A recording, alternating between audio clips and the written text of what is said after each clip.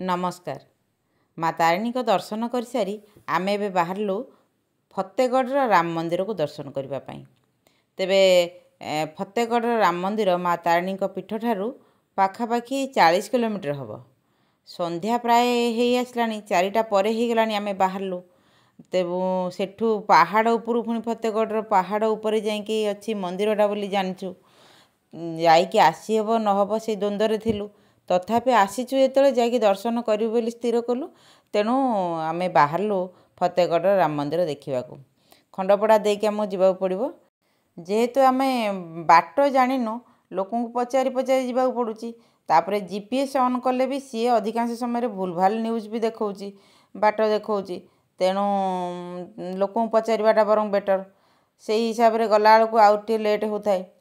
तेबे खंडपड़ा सरला परे आमे एमती लोकंकु पचारि बाहरलु फतेगढ़ जीवापाई। दी साइड कि सुंदर गछ देखंतु केते सुंदर देखा होची। बहुत भल लागुथला। माने सूर्यास्त समय सूर्यंकर पश्चिम आकाशर जो सूर्य किरण पड़ी थाए पहाड़ उपरे बहुत सुंदर लागुथाए। माने एमती लागुथाए एमती गाड़ी चालू थाउ आउ आमे एमती बसु थाउ। प्रकृति को टिके सौंदर्य को उपभोग कर चल थाउ।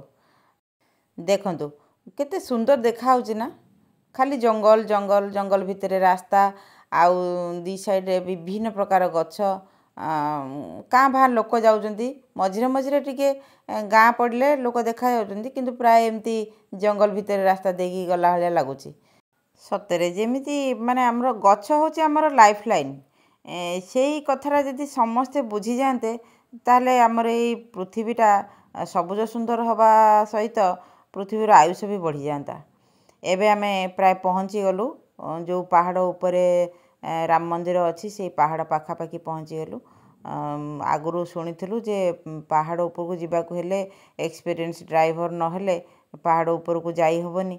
तेणु मु भाई की कहली जे तू एठी गाड़ी रखिदे तांकर सेठी गाड़ी अच्छी से गाड़ी रे जीवा। सी किंतु कहला नाई नाई चल जीवा देखिया गोटे रिक्स नबा आउ।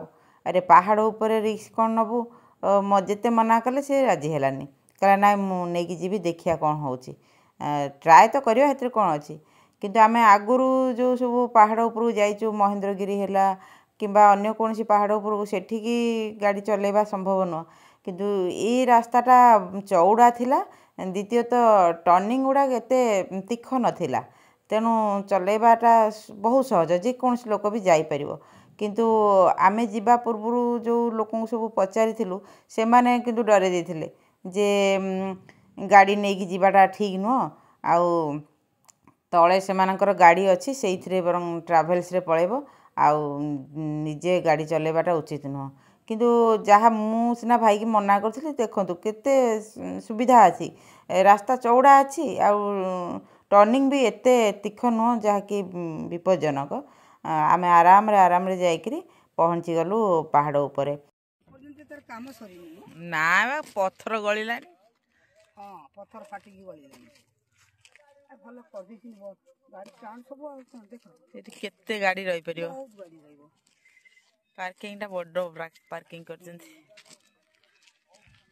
गछ उरा जो छोट छोट लागि जी से बड़ हे गेले छाई दब टिया। हां ए जो ये मंदिर तारातारिणी मंदिर भाई आडुआ तारातारिणी मंदिर तो हला आउरी सरुआ रास्ता थला तीख रास्ता।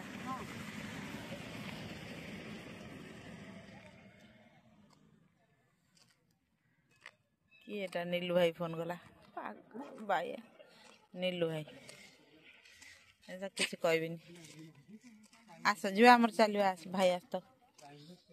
वाओ वाओ कि सुंदर आ सो जे संध्या समय मु भाबुची बोधे सकाळे आसीथिले सेतिकिटा भल लागि नथांदा। आउ संध्या समय सूर्यास्त समय रे पहाड़ आउ पहाड़ ऊपर थाई की तळकु देखि दृश्य केते सुंदर सतरे शब्द रे वर्णना करिया असंभव। इच्छा तो जमा होउनथला माने से जगह छाड़ीबा तो दूर कथा से जगह रे रही जीवा पई का इच्छा होतला। तेबे आमे संध्या जेहेतु हो जाउची आग जाई मंदिर दर्शन करिया पई आमे बाहरलु। आउ मंदिर रे लोक तो थिले किंतु एतेटा गहली नुह चलिबो। अलगा मंदिर जेंती ପୁରୀ ମନ୍ଦିର ହେଉ କିମ୍ବା ଅନ୍ୟ କୌଣସି ମନ୍ଦିରରେ ବହୁତ ଭିଡ଼ ହେଉଛି, ସେଠି ଏତେଟା ଭିଡ଼ ନଥିଲା। ଦେଖନ୍ତୁ ଏଠି ବି ଗୋଟେ କଳ୍ପବଟ ଅଛି। ଆଉ ମନ୍ଦିରର କାରୁକାର୍ଯ୍ୟ ସତରେ ବହୁତ ସୁନ୍ଦର। ଅଯୋଧ୍ୟାର ରାମ ମନ୍ଦିର ଯେଉଁଦିନ ପ୍ରତିଷ୍ଠା ହେଲା, ଫତେଗଡ଼ର ରାମ ମନ୍ଦିର ମଧ୍ୟ ସେଇଦିନ ପ୍ରତିଷ୍ଠା ହେଇଥିଲା। ଏଇ ମନ୍ଦିର ପ୍ରତିଷ୍ଠାକୁ ନେଇକି ବି ବହୁତ ବିବାଦ ରାଜନୀତି କ୍ଷେତ୍ରରେ ହେଇଥିଲା।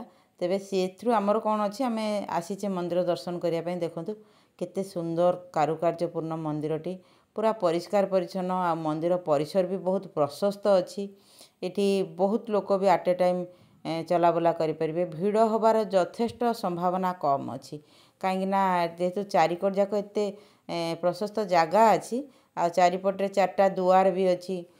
ବହୁତ ସୁନ୍ଦର ଲାଗୁଥିଲା, ବହୁତ ସୁନ୍ଦର, ମାନେ ଭାଷାରେ କହିହେବନି। ଲୋକ ଥାଆନ୍ତି, କଥାବାର୍ତ୍ତା ବି ହେଉଥାନ୍ତି, କିନ୍ତୁ ଗହଳି ଏତେ ଜଣାପଡ଼ୁନଥିଲା। ଆଉ ଇଚ୍ଛା ତ ହେଉଥିଲା ଆଜି ରାତିଟା ଏଇଠି କଟିଯାଆନ୍ତା କି, ଏମିତି ଖୋଲା ଆକାଶ ତଳେ ପ୍ରଭୁଙ୍କ ଦରବାର ଭିତରେ ରହିଯାଆନ୍ତି। ତେବେ ଆମେ ମନ୍ଦିର ଦର୍ଶନ କରିବା ପାଇଁ ଭିତରକୁ ଗଲୁ। ଭିତରେ ପ୍ରଭୁ ରାମଚନ୍ଦ୍ର ଆଉ ଲକ୍ଷ୍ମଣ ସୀତାଙ୍କର ଯେଉଁ ମୂର୍ତ୍ତି ଦେଖିକି ମୁଁ ତ କାବା ହେଇଗଲି। କେତେ ସୁନ୍ଦର ସତରେ, ମାନେ ଧାନ ବେଣୀ ଟଙ୍ଗା ହେଇଛି। ଆମେ ପାଖାପାଖି 5ଟା 10 ବେଳେ ଆମେ ଯାଇକି ମନ୍ଦିର ଭିତରେ ପ୍ରବେଶ କଲୁ। ତା'ମାନେ ଆମକୁ ଘଣ୍ଟାଟେ ପରେ ଲାଗିଗଲା। 4ଟା ବେଳୁ ବୋଧେ ବାହାରିଥିଲୁ, ଏକ୍ଜାକ୍ଟଲି ଟାଇମ୍ ମୁଁ ଦେଖିନି, କିନ୍ତୁ ଘଣ୍ଟାଏ ଲାଗିଗଲା ରାମ ମନ୍ଦିର ପାଖକୁ ଆସିବା ପାଇଁକା। ଦେଖନ୍ତୁ କେତେ ସୁନ୍ଦର କାରୁକାର୍ଯ୍ୟ ହେଇଛି ମନ୍ଦିରର। ଆଉ ତାକୁ ଦେଖିଲେ ଗୋଟେ ଦିନ ବି ମାନେ ନିଅଣ୍ଟ ପଡ଼ିବ। ଏବେ ଯେହେତୁ ପ୍ରତିଷ୍ଠା ହେଇଛି, ତା'ର ଯଜ୍ଞ ବେଦୀ ଆଉ ବିଭିନ୍ନ ମନ୍ଦିର, ଛୋଟ ଛୋଟ ମନ୍ଦିର, ଯେମିତିକି ଗଣେଶଙ୍କ ମନ୍ଦିର, ଶିବଙ୍କ ମନ୍ଦିର, ହନୁମାନଙ୍କ ମନ୍ଦିର, ଏସବୁ ମନ୍ଦିର ମଧ୍ୟ ଚାରିକଡ଼ ଯାକ ଅଛି। ମନ୍ଦିର ବେଢ଼ାଟା କେତେ ସୁନ୍ଦର ହେଇଛି।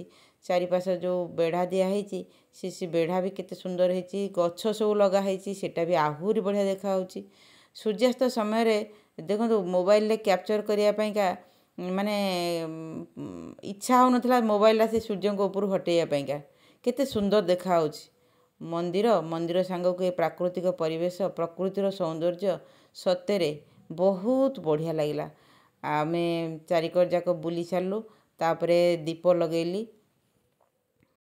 ମୋ ବୋଉର ଗୋଡ଼ ଖରାପ, କିନ୍ତୁ ସେ ମନ୍ଦିର ଭିତରକୁ ଆସିଲା ପରଠାରୁ ମୁଁ ତାକୁ ପାଇଲିନି। ସିଏ ମନ୍ଦିର ସାରା ଚାରିକଡ଼ ଯାକ ତାର ବୁଲୁଛି, ସବୁ ମନ୍ଦିରରେ ଯାଇକି ବସୁଛି, ମାନେ ସେ ବହୁତ ଖୁସି ହେଇଯାଇଛି। ଆଉ ତାକୁ ଦେଖିକି ମୋ ଖୁସି ନ କହିଲେ ଗଲା, କାରଣ ସେ ଏବେ ବିଛଣାରୁ ଉଠିକି ଆସିଥିଲା। ତେଣୁ ତାରି ଖୁସି ପାଇଁକା ଖାସ୍ ମୁଁ ଆସିଥିଲି ଏ ମନ୍ଦିର, ତାରିଣୀଙ୍କ ମନ୍ଦିର ଆଉ ଏ ଶ୍ରୀରାମଙ୍କ ମନ୍ଦିର ଦର୍ଶନ କରିବା ପାଇଁ। ଯାହା ହଉ ମୋର ଆସିବାଟା ସାର୍ଥକ ହେଇଗଲା। ସେ ବହୁତ ମେଣ୍ଟାଲି ଫ୍ରି ହେଇକି ମାନେ ସବୁ ଦର୍ଶନ ବି କଲା, ଆଉ ଫିଜିକାଲି ବି ପୁରା ଫ୍ରି ହେଇଗଲା। ତେଣୁ ଚାରିକଡ଼ ଯାକ ସେ ବୁଲିକି ତାର ଦର୍ଶନ କରୁଥାଏ। ମୋତେ ତ ଇଚ୍ଛା ହେଉଥିଲା ମୁଁ ବାରମ୍ବାର ମନ୍ଦିର ଭିତରକୁ ଯାଉଥାଏ, ପୁଣି ବାରମ୍ବାର ଫେରୁଥାଏ। ଦୀପ ଲଗେଇକି ପୁଣି ଆଉଥରେ ଗଲି ମନ୍ଦିର ଦର୍ଶନ କରିବା ପାଇଁ। ଲୋକ ଯାଉଥାନ୍ତି, ମନା କରୁଥାନ୍ତି ଯେ ଭିଡ଼ କରନ୍ତୁନି ବୋଲି, କିନ୍ତୁ ମୋର ତ ଇଚ୍ଛା ହେଉଥାଏ। ମୁଁ ତ ଠିଆ ହେଇ ରହିଲେ କିଏ ପାଟି କରିବ, ତେଣୁ ଯିବି ପୁଣି ଆସିବି, ପୁଣି ଯିବି ପୁଣି ଆସିବି, ଏମିତି ଅନେକ ଥର ଯିବା ଆସିବା କରି ଇଚ୍ଛା ହେଉଥିଲା ସେଠି ପ୍ରଭୁଙ୍କ ଆଗରେ ଛିଡ଼ା ହେଇ ରହିବା ପାଇଁ। ତାଙ୍କ ସୌନ୍ଦର୍ଯ୍ୟ, ଏତେ ମୂର୍ତ୍ତି ତିନୋଟିଙ୍କର ଯେଉଁ ସୁନ୍ଦର ଭାବରେ କାରୁକାର୍ଯ୍ୟ କରାହେଇଛି, ଏତେ ସୁନ୍ଦର ଭାବରେ ସଜା ହେଇଛି ମୂର୍ତ୍ତି ତିନୋଟିକୁ, ଯେକୌଣସି ଲୋକ ଦେଖିଲେ ବି ସେଠି ଠିଆ ହେଇଯିବ। ବହୁତ ସୁନ୍ଦର ଲାଗିଲା। ଆଉ ସୂର୍ଯ୍ୟବଂଶୀ ପ୍ରଭୁ ଶ୍ରୀରାମଚନ୍ଦ୍ର, ତାଙ୍କ ମୁକୁଟ ଚାରିପାଖ ସୂର୍ଯ୍ୟଙ୍କର ରୂପାରେ ସୂର୍ଯ୍ୟଙ୍କ ସିମ୍ବଲ କରାହେଇଛି। ଧାନ ବେଣୀ ଟଙ୍ଗା ହେଇଛି, ବହୁତ ସୁନ୍ଦର ଲାଗିଲା। ଦେଖନ୍ତୁ ମୁଁ 5ଟା 10ରେ ଆପଣଙ୍କୁ ଦେଖେଇଥିଲି, ଘଣ୍ଟାଟା 6ଟା ବାଜିଲାଣି। 6ଟା ପାଖାପାଖି 10 ମିନିଟ୍ ଅଛି, ତଥାପି ଆମକୁ ମନ୍ଦିରରୁ ଆସିବା ପାଇଁ ଜମା ଇଚ୍ଛା ହେଉନି। ଆଉ ଏପଟରେ ପ୍ରକୃତିର ସୌନ୍ଦର୍ଯ୍ୟ। ମୁଁ କହିଲି ତ ରାତି ହେଉ ପଛେ ଆମେ ଧୀରେ ଧୀରେ ପଛେ ଯିବା, ଆଉ ଟିକେ ଆଉ କିଛି ସମୟ ରହିବା। ଆଉ ରାତି ହେଲା ବେଳକୁ ଆହୁରି ପରିବେଶ ଶାନ୍ତ ହେଇଯାଉଥାଏ, ଲୋକ ସଂଖ୍ୟା ଗହଳି କମିଯାଉଥାଏ, ଆଉ ବହୁତ ଭଲ ଲାଗୁଥିଲା। ଅବଶ୍ୟ ଏଇ ମନ୍ଦିର ପ୍ରତିଷ୍ଠା କରିବା ପାଇଁ ବା ମନ୍ଦିର ତିଆରି କରିବା ପାଇଁ ଆମକୁ ବହୁତ ବଡ଼ ବଳିଦାନ ବି ଦେବାକୁ ପଡ଼ିଛି। ସେଇଟା ହେଉଛି ଜଙ୍ଗଲ। ବହୁତ ଘଞ୍ଚ ଜଙ୍ଗଲ ଥିଲା, ତାକୁ କାଟିକିରି ରାସ୍ତା ତିଆରି କରି ଆଉ ଗଛ ସବୁ କାଟିକିରି ମନ୍ଦିର ପ୍ରତିଷ୍ଠା କରାହେଇଛି। କାରଣ ଆପଣମାନେ ଦେଖିପାରୁଥିବେ, ଆମେ ଆସିଲା ବେଳେ ବାଟରେ ଯେମିତି ଜଙ୍ଗଲ ଥିଲା, ସହଜେ ଏଇଟା ଗୋଟେ ପାହାଡ଼, ତେଣୁ ପାହାଡ଼ରେ ବି ବହୁତ କିଛି ଜଙ୍ଗଲ ବା ଗଛ ସବୁ ଥିଲା ତାକୁ ସବୁ କାଟିବାକୁ ପଡ଼ିଲା। ତାପରେ ଯାଇକି ଏଠି ମନ୍ଦିର ପ୍ରତିଷ୍ଠା କରାହେଲା। ସେଥିପାଇଁ ଲୋକମାନେ ପ୍ରତିବାଦ କରୁଥିଲେ ଜଙ୍ଗଲ କାଟିକି କାହିଁ ମନ୍ଦିର ପ୍ରତିଷ୍ଠା କରାହେଲା ବୋଲି। ତେବେ ସେ ଯାହା ବି ହେଉ ମନ୍ଦିର ବୁଲାଟା ଆଜି ବହୁତ ଭଲ ଲାଗିଲା। ନୟାଗଡ଼ ଜିଲ୍ଲାର ଦୁଇଟା ଆମେ ତୀର୍ଥସ୍ଥାନ ଦେଖିଲୁ। ଗୋଟିଏ ହେଲା ମା ତାରିଣୀଙ୍କ ପୀଠ, ଆଉ ଗୋଟିଏ ହେଲା ଏଇ ପ୍ରଭୁ ଶ୍ରୀରାମଚନ୍ଦ୍ରଙ୍କର ମନ୍ଦିର। ମନ୍ଦିରଟା ବହୁତ ବଢ଼ିଆ ଲାଗିଲା, ବହୁତ ଶାନ୍ତି ଲାଗିଲା। ଆଉ ଏବେ ଆମର ସନ୍ଧ୍ୟା ଯେହେତୁ ହେଇଗଲାଣି, ବହୁ ବ୍ୟସ୍ତ ହେଲାଣି ଘରକୁ ଯିବା ପାଇଁ। ଆମକୁ ଯିବାକୁ ପଡ଼ିବ, ଯେହେତୁ ରାତି ହେଲେ ଗାଡ଼ିଟାକୁ ଧୀରେ ଧୀରେ ନେଇକି ଯିବାକୁ ପଡ଼ିବ। ପାହାଡ଼ ତଳକୁ ପଳେଇଗଲେ ଆଉ କିଛି ନାହିଁ। ତେଣୁ ପାହାଡ଼ ଉପରେ ଥିବା ପର୍ଯ୍ୟନ୍ତ ଟିକେ ଚିନ୍ତାଜନକ। ଦିନ ଥିଲା କିଛି ଅସୁବିଧା ନାହିଁ, ରାତିରେ ଗଲାବେଳକୁ ଟିକେ ପ୍ରୋବ୍ଲେମ୍ ହେଇପାରେ ବୋଲି ଭାବିକିରି ଏବେ ଆମେ ବାହାରି ଆସିଲୁ। ପାଖାପାଖି 6:30 6:45 ସୁଦ୍ଧା ବୋଧେ ଆମେ ବାହାରିଲୁ। ମୁଁ ଏକ୍ଜାକ୍ଟଲି ଟାଇମ୍ କହିପାରୁନି। ତେବେ ମନ୍ଦିର ଚାରିପାଖ ଯାକ ପୁଣି ଥରେ ମୁଁ ବୁଲିବାକୁ ଗଲି। ଯେତେ ଥର ବୁଲିବାକୁ ଗଲେ ବି ମାନେ ମନ ଶାନ୍ତି ହେଉନଥାଏ। ସେଥିପାଇଁକା ବୋଉ ବ୍ୟସ୍ତ ହେଲାଣି, ତଥାପି ହଁ ଯାଉଛି କହିକି 2-3 ଥର ପର୍ଯ୍ୟନ୍ତ ମୁଁ ଚାରିପାଖ ଯାକ ବୁଲିଛି। ମନ୍ଦିର ଭିତରକୁ ବାରମ୍ବାର ଯାଇଛି, ବାରମ୍ବାର ଦର୍ଶନ କରିଛି। ଆଉ ଭାରି ଖୁସି ଲାଗୁଥିଲା ସେଦିନ। ଆଉ ତେଣୁ ଏବେ ଆମେ ଯିବା। ପାହାଡ଼ ତଳକୁ ଯିବାଟା ଯେହେତୁ ଟିକେ ଟ୍ରିକି, ତେଣୁ ବାହାରି ଆସିବାଟା ବରଂ ଭଲ। ଏଇଠି ସବୁଠୁ ବଡ଼ କଥା ହେଲା, ଏଠି ମନ୍ଦିରର ପରିଷ୍କାର ପରିଚ୍ଛନ୍ନତାକୁ ବହୁତ ଧ୍ୟାନ ଦିଆହେଇଛି। ଆଉ ମନ୍ଦିର ତିଆରି କରିବା ସମୟରେ ଯେଉଁ ଚାରିକଡ଼ ଯାକ ଏତେ ପ୍ରଶସ୍ତ ଜାଗା ରଖିଛନ୍ତି, ସେଇଟା ହେଉଛି ସବୁଠୁ ପ୍ଲସ୍ ପଏଣ୍ଟ। କାରଣ ସବୁ ମନ୍ଦିରରେ ପ୍ରାୟ ଭିଡ଼ ଏତେ ହୁଏ ଯେ ଆଉ ବହୁତ ପ୍ରକାର ଦୁର୍ଘଟଣା ଘଟିଥାଏ। କିନ୍ତୁ ମୁଁ ଭାବୁଛି ଏଇ ଜାଗାରେ ସେମିତି କିଛି ହେବନି ବୋଲି। କାରଣ ଚଉଡ଼ା ଜାଗା ଅଛି, ଚାରିକଡ଼ରେ 4ଟା ଦ୍ୱାରମୁହଁ ବି ଅଛି।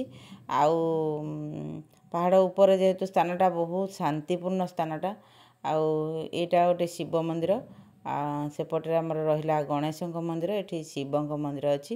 ଏ ଶିବ ମନ୍ଦିରରେ ବି ଆଳତି ଆରମ୍ଭ ହୋଇଗଲାଣି। ସବୁ ମନ୍ଦିରରେ ସନ୍ଧ୍ୟା ସମୟରେ ଆଳତି ଆରମ୍ଭ ହୋଇଯାଇଥିଲା। ଆମେ ଆଳତି ଦର୍ଶନ ସାରିକିରି ହିଁ ଆସିଲୁ ଶିବ ମନ୍ଦିର ପରେ। ତାପରେ ଆମେ ଏପଟୁ ଦେଖନ୍ତୁ, ଗୋଟେ ଯଜ୍ଞ ବେଦୀଟେ ଅଛି। ଏଇ ଯଜ୍ଞ ବେଦୀ ବା ଯଜ୍ଞ ମଣ୍ଡପରେ ଆମର ଯେଉଁ ମନ୍ଦିର ପ୍ରତିଷ୍ଠାର ହେଇଥିଲା, ସେଇଠି ହୋମ ହେଇଥିଲା। ଆଉ ସେଇଠି ପୂର୍ଣ୍ଣାହୁତି ମଧ୍ୟ ଦିଆହେଇଥିଲା। ଦେଖନ୍ତୁ ମଝିରେ ମଝିରେ ଗୋଟେ ଗଛ ରଖିଛନ୍ତି, କୁଣ୍ଡରେ ତିଆରି ଲଗା ହେଇଛି, କିନ୍ତୁ ବହୁତ ବଢ଼ିଆ ଲାଗୁଛି। ଆଉ ଛୋଟ ପିଲା ହୁଅନ୍ତୁ କିମ୍ବା ବୃଦ୍ଧ ହୁଅନ୍ତୁ, ସମସ୍ତଙ୍କ ପାଇଁକା ଏଠି ସୁବିଧା ଅଛି। ପାହାଚ ଗୁଡ଼ାକ ବି ଏତେ ମାନେ ଉଚ୍ଚା ନୁହେଁ, ସମସ୍ତେ ଆସିପାରିବେ ଧୀରେ ଧୀରେ। ଆଉ ଦେଖନ୍ତୁ କେତେ ସୁନ୍ଦର ଲାଗୁଛି। ଏବେ ଚାଲନ୍ତୁ, ଆଜିର ବୁଲିବା ସରିଗଲା। ଦିନମାନଟା ସାରା ଆମର ପଳେଇଗଲା ନୟାଗଡ଼ ଜିଲ୍ଲା ବୁଲିବାରେ, 2ଟା ସ୍ଥାନରେ। ତେଣୁ ଏବେ ଚାଲନ୍ତୁ ଆମେ ଘରକୁ ଯିବା। ଆପଣମାନେ ନିଶ୍ଚୟ ଏଇଭଳି ସୁନ୍ଦର ସୁନ୍ଦର ଜାଗାକୁ ଆସନ୍ତୁ। ନୟାଗଡ଼ର ଏଇ ରାମ ମନ୍ଦିରକୁ ତ ନିଶ୍ଚୟ ଆସନ୍ତୁ, ଦେଖିବେ ବହୁତ ଶାନ୍ତି ଲାଗିବ, ବହୁତ ଭଲ ଲାଗିବ। ମୋ ମତରେ ସନ୍ଧ୍ୟା ସମୟରେ ହିଁ ଆସିବାଟା ଉଚିତ। କାରଣ ସନ୍ଧ୍ୟା ସମୟରେ ଅସ୍ତଗାମୀ ସୂର୍ଯ୍ୟଙ୍କର ଯେଉଁ ପ୍ରତିଫଳିତ ରଶ୍ମି, ଆଉ ପ୍ରକୃତିର ସୌନ୍ଦର୍ଯ୍ୟ, ପାହାଡ଼ ଉପରେ ଥାଇକି ତଳକୁ ଅନେଇଲେ ଯେଉଁ ଦୃଶ୍ୟ, ଏଇସବୁ ବହୁତ ଭଲ ଲାଗିବ ଦିନ ଅପେକ୍ଷା। ଏଇଠି ତ ବହୁତ ବଡ଼ ପାର୍କିଂ ବି ଅଛି, ସବୁ ସୁବିଧା ଅଛି ଏଠି। ତେଣୁ ନିଶ୍ଚୟ ରାମ ମନ୍ଦିରଟିକୁ ବୁଲିବାକୁ ଆସନ୍ତୁ, ଦେଖିବେ ବହୁତ ସୁନ୍ଦର ଲାଗିବ। ଆକାଶକୁ ଦେଖିପାରୁଛନ୍ତି କେତେ ସୁନ୍ଦର। ଏଇ ସୁନ୍ଦରଟାକୁ କ'ଣ ଶବ୍ଦରେ ବର୍ଣ୍ଣନା କରିହେବ? ଆପଣମାନଙ୍କର ସ୍ନେହ ଆଉ ଭଲ ପାଇବା ମୋତେ ଏଇଭଳି ଉତ୍ସାହିତ କରିବ। ଆଉ ନୂଆ ନୂଆ ଜାଗା ବା ନୂଆ କଥା ମୁଁ ଆପଣମାନଙ୍କ ପାଖରେ ଉପସ୍ଥାପିତ କରିପାରିବି। ତେବେ ଆଜି ପାଇଁ ରହୁଛି, ନମସ୍କାର।